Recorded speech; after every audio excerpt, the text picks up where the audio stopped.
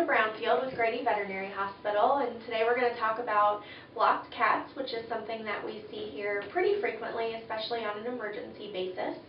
And so what the problem is with blocked cats is when they're unable to urinate, and so we term that a urethral obstruction. And we see this commonly, oftentimes for a couple of different reasons.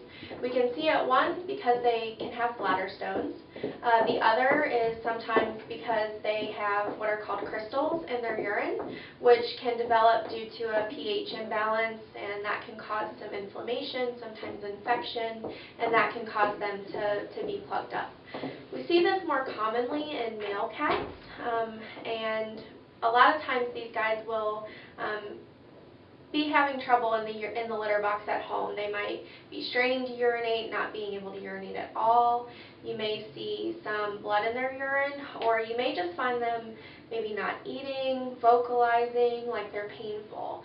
And so if we see these things, we definitely encourage you to come in as soon as possible because this is an emergency.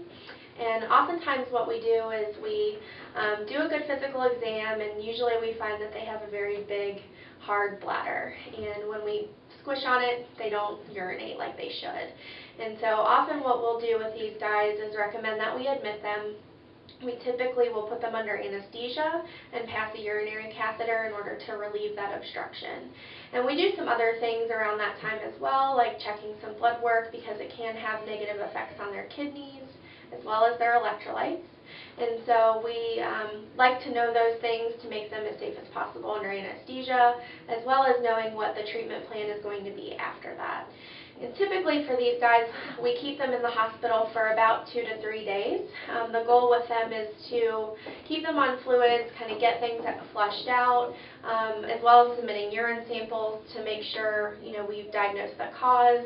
Often we take x-rays to make sure we don't see any stones. And after a couple of days in the hospital with that urinary catheter in, we do remove that. We usually have them on pain medication to relax them so that they can urinate easily. And then we pull that catheter, make sure they're urinating well on their own, recheck blood work if necessary. And typically we send them home on some medications to help them continue to urinate well for a period of time. And then depending on the cause, often a diet change is needed.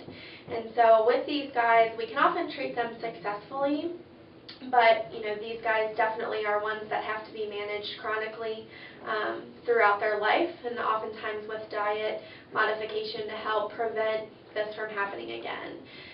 Sometimes with these guys, we do see them back for the same problem again later, but our goal is to prevent that in the future.